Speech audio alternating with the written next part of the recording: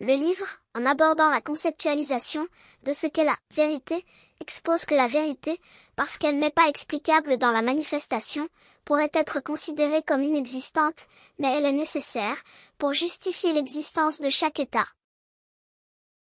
La science conceptuelle, identifiée par le livre, est la meilleure amie et soutient la vérité. L'une conceptualise l'autre, et comme la vérité n'existe pas, la science constituée en tant que vérité n'existe pas non plus.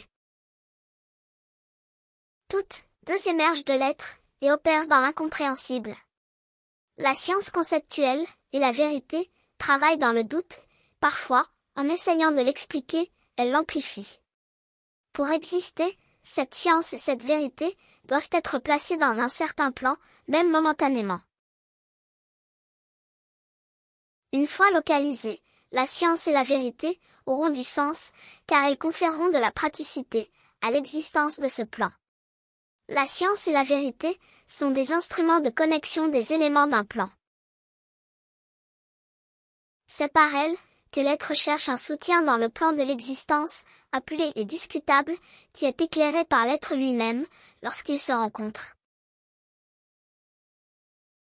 Dans les pas vers cette rencontre, l'être se promène, avec les outils utilisés pour la connexion, avec les différents plans.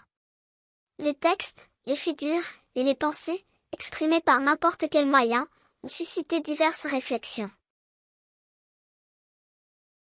Il y a des textes pratiques et corrects, ainsi que d'innombrables autres, bien dits et bien écrits, qui brouillent la simplicité de ce qui est au cœur de la compréhension des choses, favorisant ainsi les causes des confusions. Il n'y a ni malice, ni bonté, là-dedans, face aux besoins inarrêtables d'expression, même dépourvus de connaissances approfondies. C'est l'un des coups des processus d'investigation, qui se présentent souvent comme un fruit apparent de la connaissance profonde, alors qu'en pratique, il s'agit d'un raisonnement superficiel, couronné d'un peu d'éclat, d'élégance, de romantisme ou de sentimentalisme.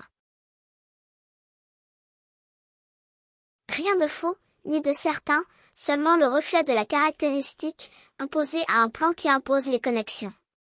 Quant aux auteurs apparents des idées superficielles, ils agissent en complicité avec le plan qui sème ces idées superficielles. L'une des façons dont les plans se maintiennent dans cette réalité apparente est la création d'images d'eux-mêmes, en les plantant ou en les rendant sensibles et perceptibles aux autres participants de la composition du plan. L'être, plongeant profondément pour se rapprocher de lui-même, identifie clairement que l'existence de quelque chose n'a lieu que lorsque cette chose est perçue.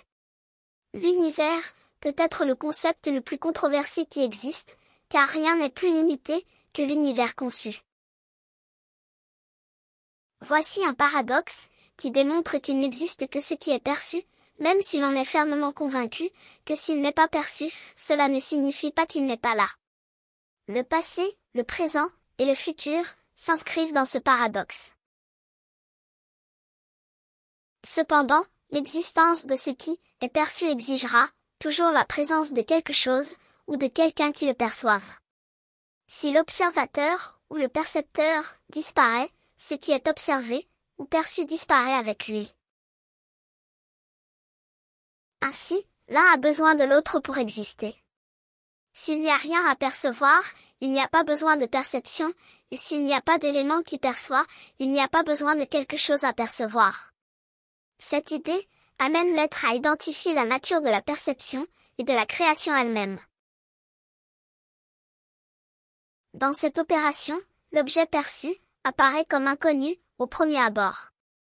L'être utilise ses sens et son analyse pour transformer l'inconnu en quelque chose d'intime, de reconnaissable et d'interprétable.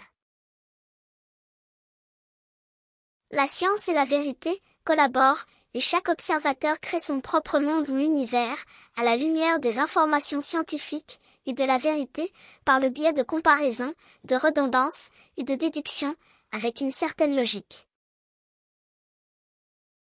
La base, cependant, est mentalement construite par des éléments plantés dans l'esprit lui-même. Le résultat est complètement irréel, avec le paradoxe que l'univers créé est unique pour chacun, c'est-à-dire que chaque être est seul, et seulement, dans cet univers unique, qu'il a lui-même créé. Ce tout, par conséquent, est une grande création individuelle, qui ne peut être expliquée que par celui qui l'a créée. Ni Dieu, ni homme.